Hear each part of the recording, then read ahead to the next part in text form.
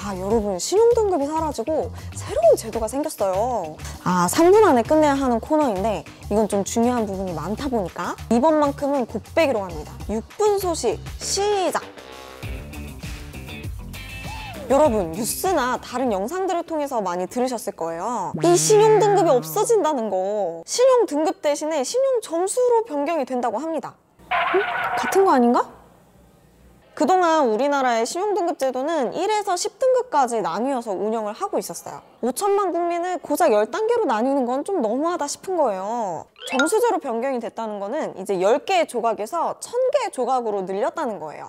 그래서 좀 더 정밀하게 진단하여 체계적이고 합리적으로 바뀌었습니다. 근데 이미 점수로 나온 지는 꽤 됐어요. 한 1년 정도 된 것 같은데? 우리 자주 이용하는 카카오톡이나 뭐 토스 이런 데서도 등급도 나오고 내 신용 점수도 나오고 있고 심지어 내가 상위 몇 프로인지까지도 이미 다 나오고 있었어요. 그죠?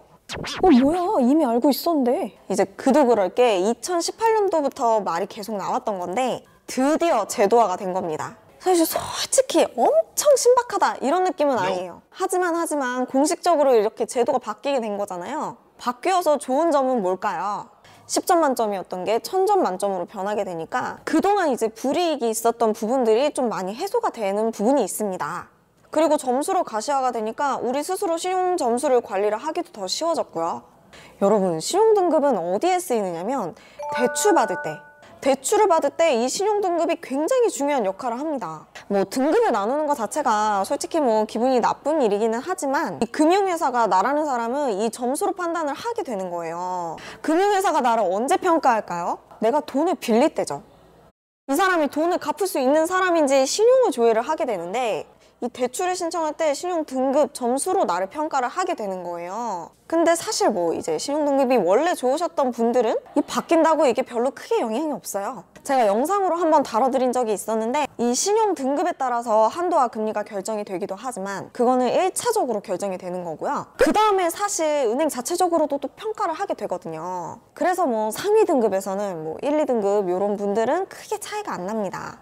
어차피 신용이 좋으신 분들이니까 금융회사에서 알아서 잘 해주겠죠. 아니, 이자 꼬박꼬박 잘 내실 분들인데 대출도 더 많이 해주고 싶을 거 아니에요.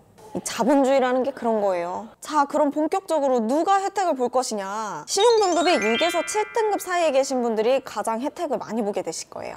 이제 6등급에서 7등급 사이로 간당간당하신 분들 있잖아요. 실질적으로 큰 차이가 없는데 이 몇 점 차이로 7등급으로 분류가 돼버리면 제도권에 있는 금융회사에서는 대출을 받지 못했었는데요. 이게 점수제로 바뀌면서 대출이 가능한 분들이 많아질 수 있다고 합니다. 그리고 연체 기준도 완화가 됐어요. 물론 당연히 단 하루라도 연체를 하면 안 되는 것이겠지만 만에 하나 실수로 연체를 하게 되었다. 진짜 실수로. 그건 약간 봐준다는 얘기예요. 그리고 제2금융권에서 대출을 받게 되면 평가 점수의 하락폭이 굉장히 컸었는데 그게 조금 줄어든다고 해요.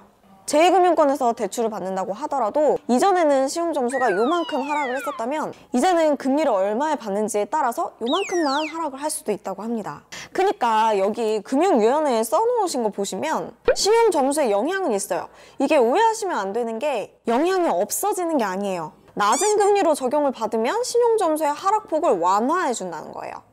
그리고 금융 경험이 부족했던 분들, 청년, 주부님들, 고령층 분들 이런 분들도 이제 등급이 원래는 낮게 시작이 되었었는데 이제는 공공요금, 통신비, 민간 보험료 납부 이런 실적으로도 신용점수에 도입을 해준다고 합니다. 이렇게 조금은 억울했던 이제 불이익을 받고 있었던 금융 소비자들에게 제대로 된 혜택이 돌아간다라고 보시면 되겠습니다. 결론적으로는 신용점수가 올라가는 소비자분들이 많아질 것 같아요. 하지만 여러분 그거는 아셔야 해요. 많은 사람들이 신용점수가 올라서 긍정적인 효과가 나오겠지만 대출 기준이 더 완화가 된 것은 아니에요. 내 신용점수가 올라갔다고 해서 반드시 대출을 받을 수 있는 것은 또 아니에요. 말씀드렸듯이 이제 대출은 신용점수만으로 결정이 되는 것은 아니니까요. 금융회사마다 자체적인 기준으로 전체적인 평가를 합니다. 그치만 가장 기본적으로 보는 게 신용점수고 또 대출 연장을 할 때는 신용점수 자체도 보기는 하지만 점수가 계속 올라가고 있는지 그 흐름을 보기도 하거든요. 그래서 신용점수 관리를 꾸준히 하는 것이 가만히 있는 것보다는 좋다. 신용점수를 관리하는 방법들은 생각보다 많이 있습니다. 그럼 내 신용점수를 어디서 확인을 하느냐? 신용평가를 하는 기관 홈페이지에서 확인이 가능합니다. 올크레딧과 나이스 신용평가 이 두 곳에서 무료로 확인이 가능합니다. 그리고 어플로는 카카오뱅크, 토스, 그리고 뱅크샐러드, 신한은행솔 등이 있으니까 이용하기 편한 곳으로 조회를 하시면 되고요.